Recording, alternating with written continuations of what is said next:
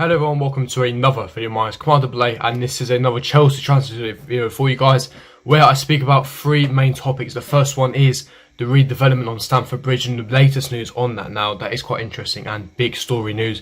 Could be delving into all the details and giving my thoughts and opinions. We'll be speaking about Thiago Silva, D.Henderson, and the latest reports on those. And will Henderson be a good possibility? We're going into statistics regarding both players and all the latest reports regarding them as well. But before I do get into it, make sure you hit the like button, subscribe, hit the bell notification, and comment down below your thoughts and opinions on each topic that I do speak about.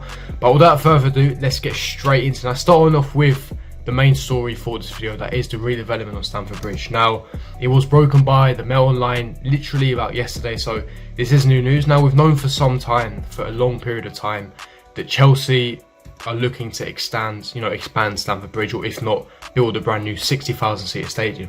Now, it's broken by the Mail Online, as I was reported. Chelsea are given a lifeline on restarting their £1 billion Stamford Bridge redevelopment as the government hand out an extension on planning permission until next April, after the old agreement expired in lockdown. Now, as if you guys don't know, let me give you guys some context and background. Now, initially, we wanted to redevelop Stamford Bridge. Now, we've wanted to have this for about 2-3 years. Ever since 2017 is when we started the planning.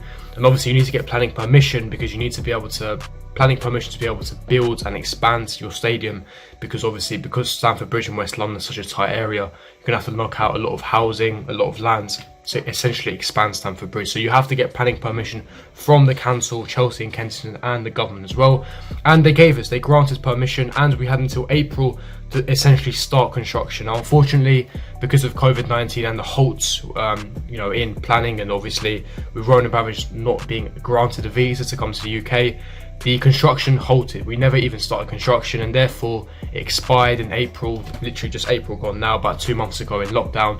But what this report is stating is that because of what's happened, the government have granted an extended year to start construction, and we still have our planning permission, so we don't have to apply for planning permission again.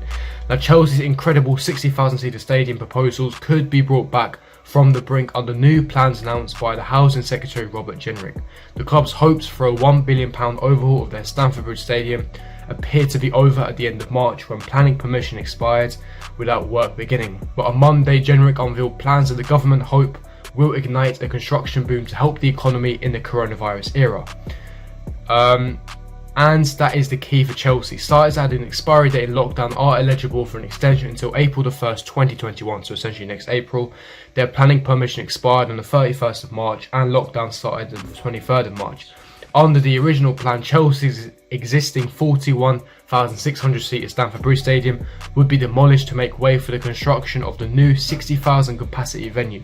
Planning permission typically lasts for 3 years, and Chelsea received permission to start knocking down buildings around Stamford Bridge to make extra space back in March 2017, as I just discussed, but work never began. Chelsea acknowledged the expiration of the planning permission deadline back in March. They said Chelsea Football Club acknowledges that the planning permission we obtained for a new stadium expires on the 31st of March 2020. We are grateful to all our fans and stakeholders, especially Hammersmith and Fulham Council, for their patience and understanding in the matter.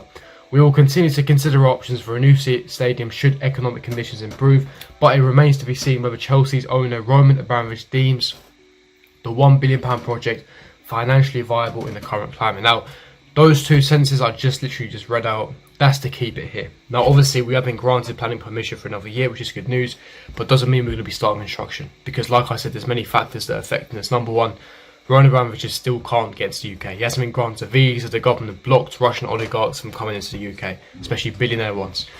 That's one issue. So that's an issue that needs to be resolved before we can even start construction. Secondly, the current climate, the current economic condition.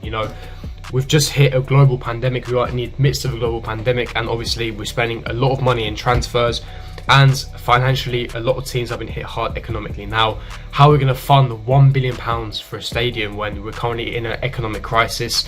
In this current climate, it doesn't make financial sense. And like the sentence that I just read there, the report said, depending on the economic conditions by next year. If obviously the UK will be heading into a recession, economic recession. If the recession is not too bad, Roman gets granted a visa back into the UK, and the economic conditions are not as bad as first thoughts, then I do see us potentially starting construction. But this doesn't mean we're going to be starting construction. Doesn't even mean we're going to build a stadium in the near future. But It's promising because we've been extending our planning permission, so it basically means the Chelsea hierarchy and Roman can reconsider if they actually want to go ahead with this move. So I think that this is good news. It's great, you know, our planning permission has been extended for a year, and there's a decent chance that obviously construction will begin in the next 1 or 2 years, and Chelsea will expand their stadium. We look at the rest of the top 6, you know, Old Trafford, the Etihad, the Emirates, you know, the new Tottenham Stadium, Liverpool expanding their Anfield ground as well. You know, we have the smallest ground in the top 6, and I think that, you know, you get a lot of matchday revenue, you know, ticket prices, normal revenue, merchandise. By expanding your stadium, it means extra revenue and income for the club, which will only benefit them in the long run and in the future. And if you want to be a top elite club, you need to have a top stadium as well. It's as simple as that. I think it's promising. It's good news. It's going to the good direction. I think that Chelsea will be starting construction in the future, like I said, probably 1 to 2 years time. But what do you guys think? Are you happy that we could potentially be, you know, carrying on and restarting the redevelopment of Stamford Bridge, the £1 billion project, or do you think, are you happy with how Stamford Bridge is currently? You think that there's other priorities that need to be fixed, you know, regarding transfers? You think that it's not right in this current climate, in this current economic crisis?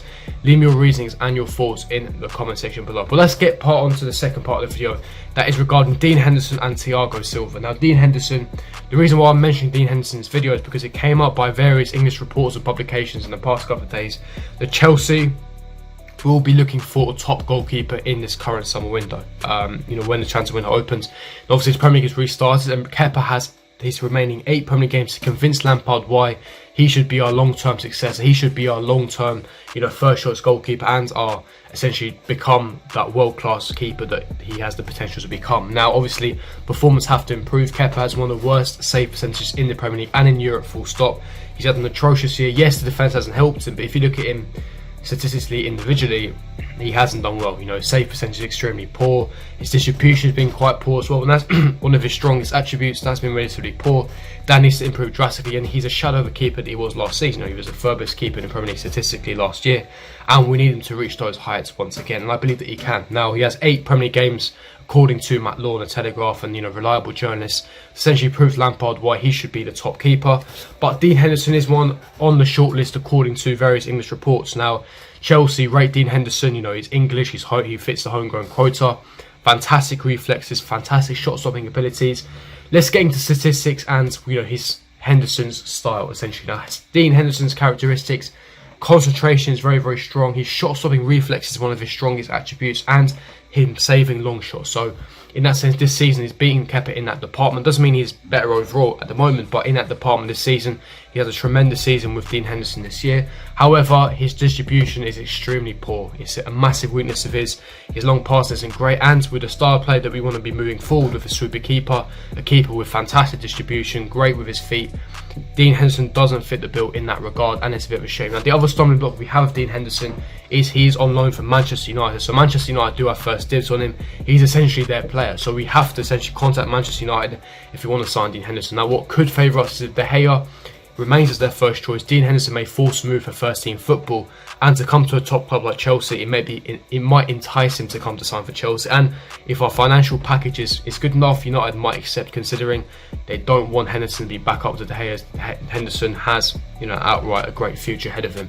But like I said, fantastic reflexes, great concentration, great long shots. We've seen it this season in the Premier League, one of the best keepers in the Premier League, and he's English, he fits the homegrown quota, but his long passes is a bit of a weakness. But what do you guys think? Now, getting into Thiago Silva, again, various reports stating that Chelsea could be on the hunt for a centre-back, and Thiago Silva will be leaving PSG at the end of the season, as he will become a free agent. His contract is expiring in this summer, and he will become a free agent. Now, again, his characteristics: very, very good passing, fantastic ball playing abilities, just like David Luiz, fantastic at blocking the ball. Tackling is not so great, then that's an area that can improve. Again, 35 years old, fantastic experience, very, very experienced centre-back, a commanding centre-back, fantastic Champions League experience. He's been one of the best centre-backs in the world for years, easily the best centre-back in the world in his prime years.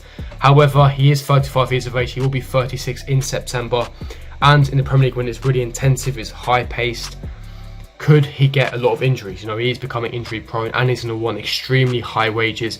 Will Chelsea risk that? Because, you know, he's going to want a lot of wages. His wages will be extortionate. Do Chelsea take the risk? That is a question that needs to be remain to be seen. Personally, I wouldn't.